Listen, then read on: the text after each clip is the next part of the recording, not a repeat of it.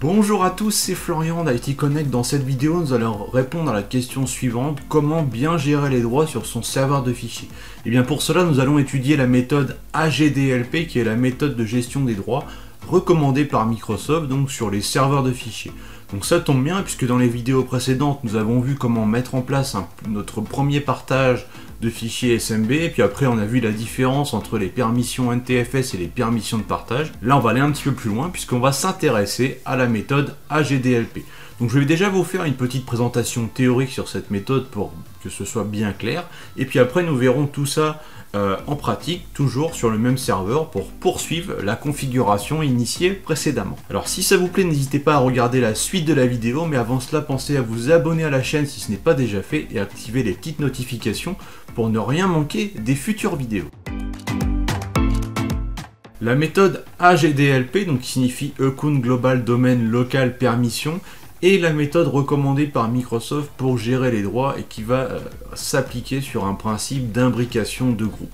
Donc tout d'abord, on part du principe qu'un utilisateur doit être membre d'un groupe de sécurité global.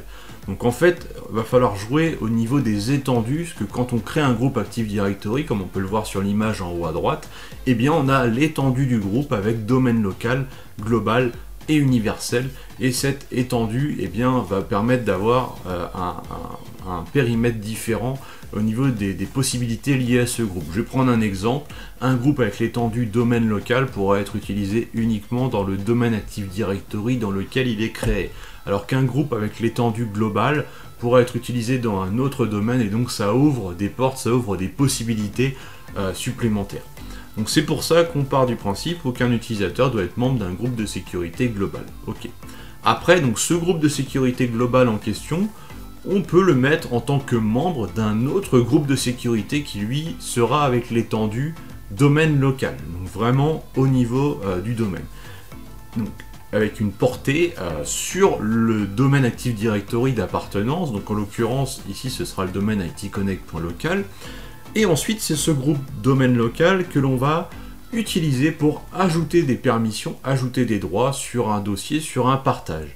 Donc au niveau de l'onglet sécurité d'un dossier partagé, on devra retrouver uniquement des groupes de sécurité avec l'étendue domaine local. Donc l'objectif de ça, c'est de bien structurer les permissions, d'avoir des groupes avec des noms bien clairs, mais aussi l'objectif, eh bien, c'est d'optimiser la sécurité, de renforcer la sécurité grâce à cette histoire d'étendue.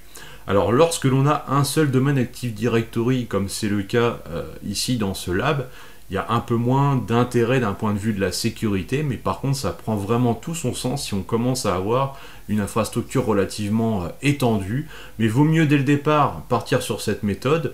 Vous ne savez pas si dans 6 mois, 1 an ou 2 ans, de toute façon, peut-être que votre entreprise va créer une relation d'approbation vers un autre domaine Active Directory ou créer un autre domaine.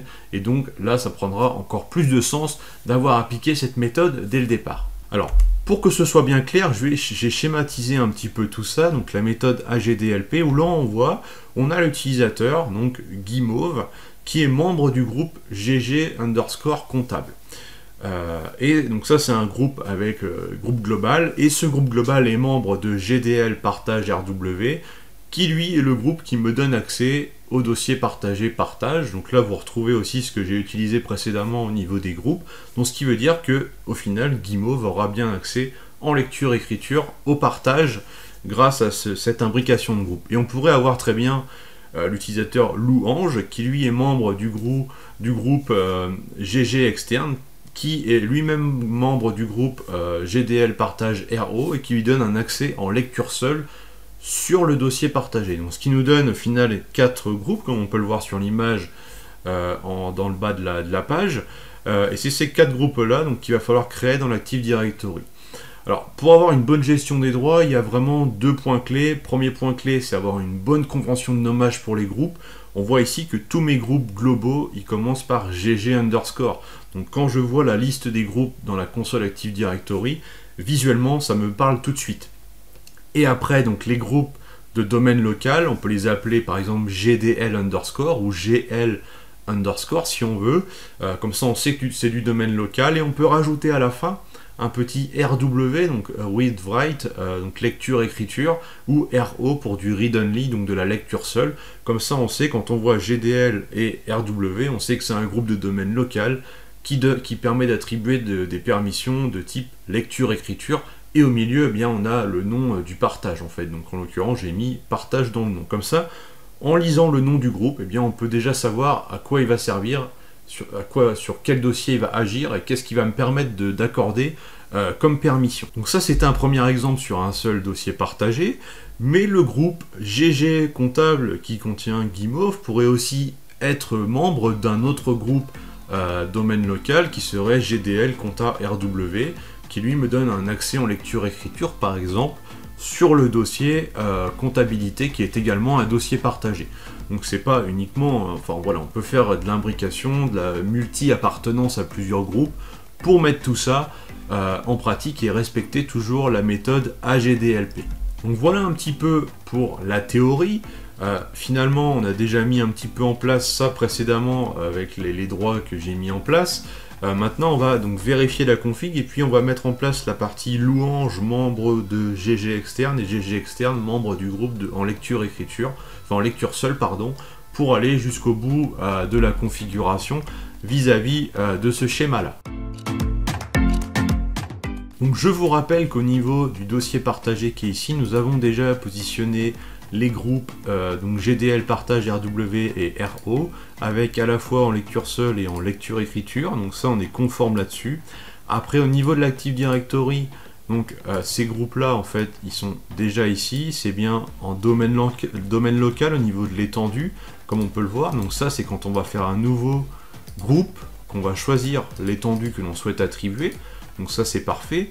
J'ai ensuite mon groupe GG comptable, donc lui qui doit normalement avoir un accès en lecture-écriture sur le partage. Donc normalement, membre 2, et bien membre 2, j'aurai, voilà, il est membre du groupe RW, donc là on respecte bien le schéma que je vous ai montré précédemment. Et lui par contre dans ses membres, il a bien Guimauve, ce qui permettra à Guimauve d'avoir les droits en lecture-écriture sur le dossier partage. Donc ça, c'est la première chose. Maintenant, dans le dossier RO, donc il n'y a pas de membre et il est membre de rien du tout. Donc il va falloir que je crée un nouveau groupe donc, de type global qui lui va s'appeler donc GG externe, si je reprends mon exemple.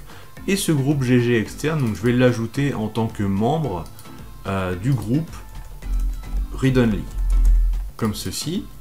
Voilà, et il ne me reste plus qu'à attribuer les droits, donc enfin attribuer en tant que membre du groupe GG externe, et ben mon utilisateur louange. Voilà, comme ça. Et donc là du coup, on respecte bien, grâce à cette imbrication, les droits que l'on avait imaginés initialement. Nous pourrions vérifier les permissions, donc là je suis connecté sur un poste avec l'utilisateur guy.mauve.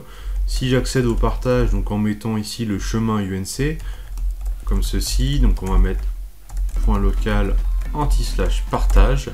Normalement ici je dois avoir un accès en écriture donc sur le répertoire. Donc je vais faire un test.